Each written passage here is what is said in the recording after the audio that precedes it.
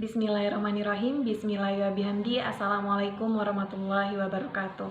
Sebelumnya, terima kasih kepada Bapak dosen yang terhormat, Bapak Muhammad Rohmanan, dan terima kasih juga kepada teman-teman yang sudah mengizinkan saya dengan kelompok saya membawa materi ini. Dan saya juga berterima kasih kepada teman kelompok saya yang sudah bekerja sama dengan baik.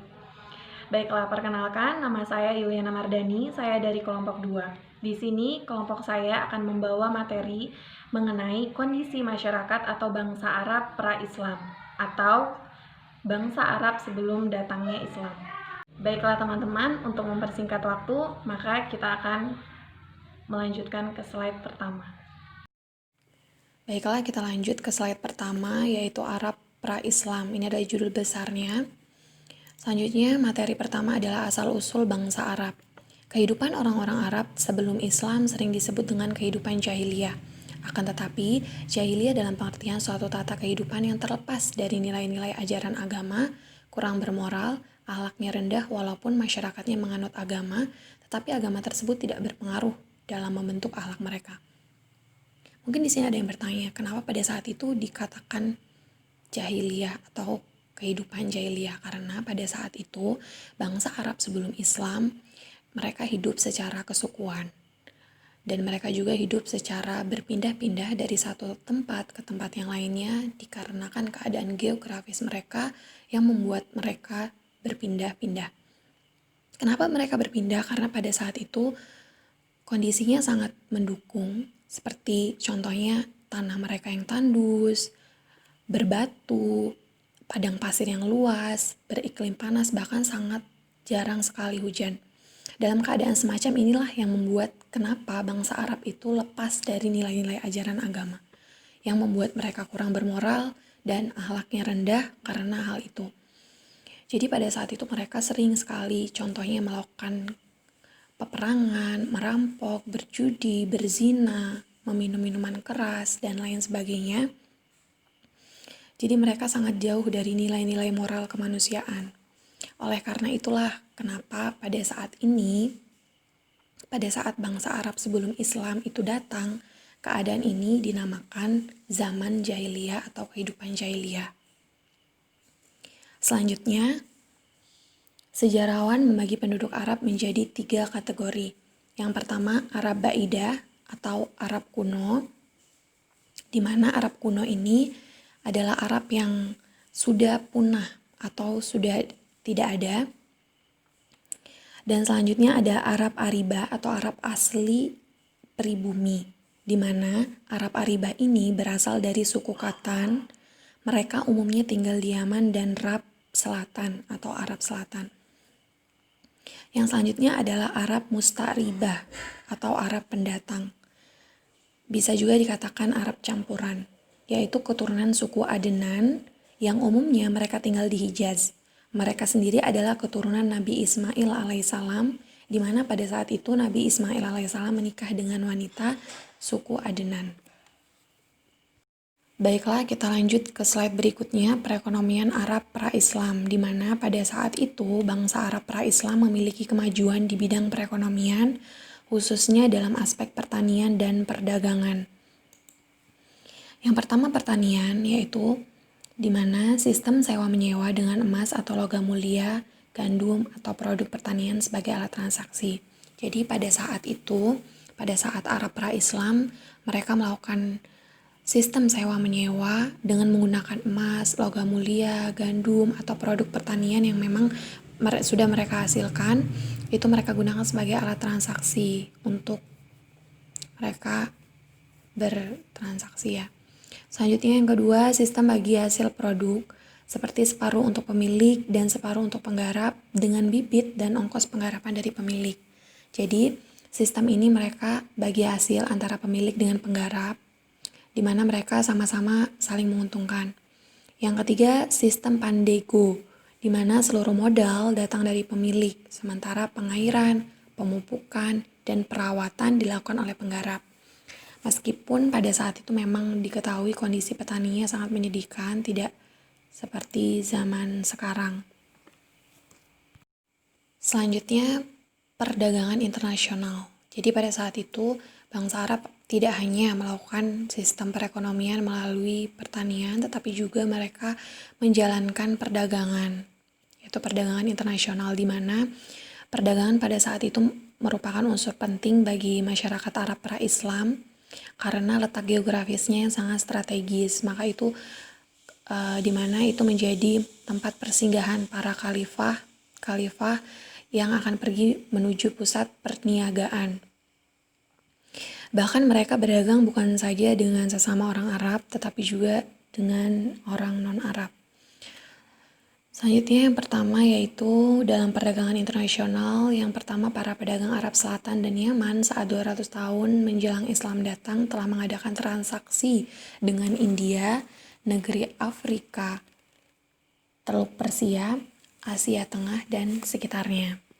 Jadi pada saat itu, para pedagang Arab Selatan itu 200 tahun menjelang Islam datang, mereka sudah melakukan interaksi ke berbagai negara. Yang kedua, maka merupakan jalur persilangan ekonomi internasional yang menghubungkan jalur-jalur ke mancanegara. Bangsa Arab dalam bidang ekonomi telah mencapai kemajuan yang pesat. Yang ketiga, empat jalur perdagangan utama. Jadi pada saat perdagangan internasional itu dijalankan, ada 4 jalur perdagangan utama. Yang pertama dari Yaman menghubungkan timur lewat jalur Laut Tengah dengan Mekah. Yang kedua dari Damaskus atau Syam menghubungkan Asia Kecil atau Eropa Timur dengan Mekah. Dan yang C dari Irak atau Baghdad menghubungkan jalur dari darat ke Kabul, Kashmir sampai dengan Mekah. Dan yang D dari Habsyi, Ethiopia ke barat daya dan pesisir timur Afrika atau Sudan. Yang keempat, meskipun tradisi pertanian dan perdagangan mengalami kemajuan pesat, namun tidak memiliki roh atau semangat kemanusiaan.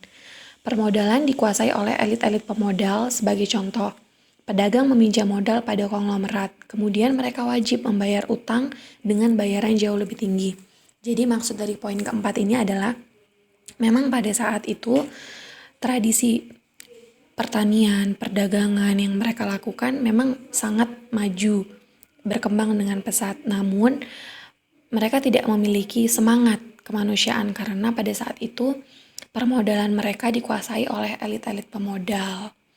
Jadi mereka tidak memodalkan diri untuk diri mereka sendiri, tetapi mereka dimodalkan oleh elit-elit pemodal atau memang orang-orang terpandang pada saat itu. Selanjutnya bisa dilihat ini adalah gambar. Yang pertama dan yang kedua adalah gambar bagaimana dulu bangsa Arab pra-Islam ini menjalankan kegiatan perekonomiannya. Jadi seperti ini ya gambarannya. Yang selanjutnya, kondisi masyarakat Arab pra-Islam. Yang pertama, ada hidup berdasarkan kelas atau kedudukan. Jadi pada zaman Arab pra-Islam itu mereka hidup berdasarkan kelas atau kedudukan. Jadi gini maksudnya, mereka hidup mereka pada saat itu sangat memandang si miskin dan si kaya. Sangat-sangat dibedakan pada saat itu. Ya udah, kalau memang kamu kaya, kamu sama yang kaya, kalau miskin sama yang miskin. Jadi seperti itu. Makanya di sini dikatakan hidup berdasarkan kelas atau kedudukan mereka. Yang kedua, jika seseorang ingin dipuji dan menjadi terpandang di mata bangsa Arab karena kemuliaan dan keberaniannya, maka dia harus banyak dibicarakan kaum wanita. Jadi pada saat itu memang laki-laki sangat diutamakan pada saat itu, sehingga mereka selalu ingin dipuji dan menjadi terpandang. Yang ketiga, para wanita dan laki-laki bebas bergaul. Seperti yang saya jelaskan di awal, bahwa memang kehidupan bangsa Arab pra-Islam ini sangat jauh dari moral kemanusiaan karena perilaku mereka yang di luar kewajaran, yaitu para wanita dan laki-laki bebas bergaul. Mereka bebas bergaul bagaimanapun walaupun mereka tidak terikat di dalam pernikahan. Selanjutnya yang keempat, hubungan antara laki-laki dan wanita di luar kewajaran atau pernikahan spontan, melacur, dan istibda. Hubungan antara laki-laki dan wanita di luar kewajaran itu maksudnya mereka memang sudah sangat bebas, sehingga mereka bebas melakukan apapun Selanjutnya pernikahan spontan. Pernikahan spontan di sini adalah pernikahan yang dilakukan tanpa terencana, tanpa direncanakan terlebih dahulu. Jadi pernikahan itu spontan saja terjadi. Selanjutnya melacur atau pelacur. Dan yang selanjutnya adalah istibda. Jadi istibda ini maksudnya adalah pernikahan. Jadi pada saat itu memang macam-macam pernikahan. Salah satunya adalah pernikahan istibda, di mana istibda ini merupakan sesuatu yang sangat diharamkan, pernikahan yang sangat diharamkan di dalam Islam. Karena pernikahan istibda ini adalah suami meminta istrinya pergi ke laki-laki terpandang dan meminta untuk dicampuri. Setelah itu suaminya menjauhinya dan tidak menyentuhnya lagi hingga terlihat hamil oleh laki-laki lain yang mencampurinya. Hal ini dilakukan semata-mata mempunyai tujuan. Tujuannya adalah karena menginginkan keturunan yang bagus dan luhur. Kalau kita pikir-pikir secara logika memang ini tidak masuk akal dan sangat-sangat tidak wajar untuk dilakukan, sehingga pernikahan ini diharamkan di dalam Islam. Selanjutnya ada yang kelima adalah mengubur hidup-hidup anak perempuan. Jadi pada saat itu memang kehidupan sosialnya sangat kejam juga, sangat keji sekali mereka mengubur hidup anak perempuan karena mereka memang sangat anti terhadap perempuan. Mungkin seperti itu. Dan selanjutnya, di slide selanjutnya adalah gambar kondisi bangsa Arab pra-Islam. Jadi begini ya, kondisinya sangat jauh sekali dengan kondisi bangsa Arab era sekarang. Mungkin itu saja yang dapat saya sampaikan dalam materi saya ini. Materi selanjutnya akan dijelaskan oleh Fajar Nur Rohma. Selanjutnya di sini saya akan menjelaskan tentang seni bahasa, karakter atau watak, serta sistem pemerintahan bangsa Arab pra-Islam. Selanjutnya yaitu seni bahasa bangsa Arab. Dalam bidang seni bahasa, bangsa Arab dianggap sangat maju. Itu pada masa sebelum Islam. Bahasa mereka itu sangat indah dan mereka juga mempunyai berbagai macam syair-syair. Bahkan mereka sangat menghormati para penyair yang ada di lingkungannya. Seorang penyair itu selalu diutamakan oleh mereka. Di antaranya seni bahasa mereka yang sangat maju pada saat itu yaitu yang pertama khitobah atau retorika. Hal ini merupakan hal yang sangat terkenal pada saat itu. Jadi seorang penyair itu menggunakan cara atau teknik yang sangat terkenal, yaitu menggunakan retorika ini. Seorang penyair biasanya menggunakan teknik ini untuk membujuk atau merayu secara persuasi agar banyak yang tertarik dengan syair mereka. Yang kedua yaitu majelis al-adab atau mengadakan majelis pertemuan. Hal ini merupakan hal yang sangat sering dilakukan oleh bangsa Arab, bahkan sudah menjadi kebiasaan mereka. Dalam majelis ini mereka biasanya mendeklamasikan saja, bertanding pidato, dan saling berbagi informasi. Terdapat majelis yang terkenal saat itu, yaitu yang pertama Nadi Quraisy dan yang kedua Darun Nadwa. Kedua majelis tersebut berdiri di samping Ka'bah. Kemudian yaitu mengadakan aswak atau pekan. Dilakukan pada waktu tertentu di beberapa tempat dalam negeri Arab. Setiap ada sauk itu maka para pedagang itu berkumpul dengan barang dagangannya, kemudian penyair dengan sajak-sajaknya, ahli pidato dengan khutbah-khutbahnya, dan aswak yang sangat terkenal pada saat itu yaitu Sawoku Ukas atau Pekan Ukas. Nah, itu diadakan di suatu tempat yang berada di kota Makkah menuju Taif. Berikut ini gambar yang pertama, ini contohnya khitobah atau retorika. Kemudian ini contohnya majelis al-adab atau pertemuan. Selanjutnya karakter atau watak bangsa Arab pra-Islam. Yang pertama, egois. Kenapa bangsa Arab pra-Islam dikatakan sebagai seorang egois? Karena mereka itu tidak mempunyai aturan.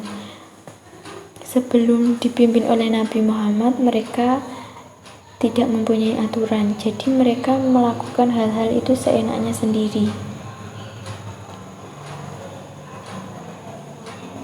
Kemudian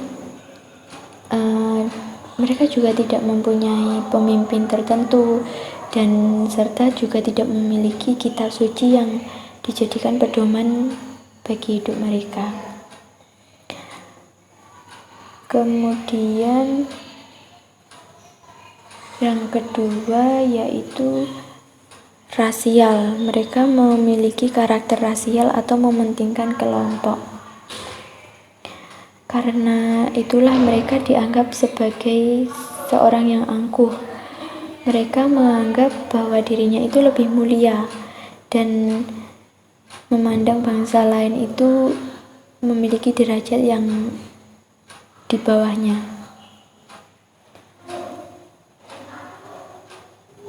Kemudian yaitu feudal atau mengutamakan yang lebih kaya. Karakter ini dapat digambarkan dengan adanya prioritas yang dimiliki oleh kaum kaya. Jadi kaum orang kaya pada saat itu sangat diprioritaskan. Kaum miskin itu dipandang sebagai kaum bawah atau kaum yang lemah. Karakter ini lahir dari latar belakang mereka sebagai pedagang. Kemudian selanjutnya yang keempat yaitu dermawan.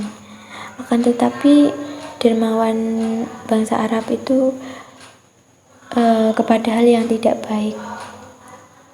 Menurut para peneliti, sikap dermawan mereka itu sekalipun ada unsur nilai kebaikan, akan tetapi sikap kedermawanannya itu dipraktekkan dengan cara yang salah. Kemudian yang kelima yaitu sifat patriarkis. Karakter ini juga melekat pada masyarakat Arab jahiliyah.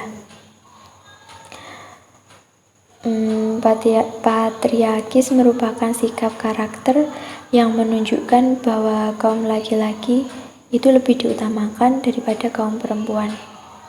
Jadi kaum laki-laki itu dianggap memiliki kekuasaan lebih tinggi. Bahkan seorang perempuan itu dianggap sebagai simbol kemelaratan atau kemiskinan dan simbol kenistaan. Jika dikabarkan ada seseorang yang melahirkan anak perempuan, maka itu dianggap sebagai aib dari keluarga beliau, sehingga bayi perempuan itu dikubur secara hidup-hidup. Bagi mereka, berita kelahiran anak perempuan itu dianggap hal yang sangat memalukan dan dapat menurunkan harga diri keluarga.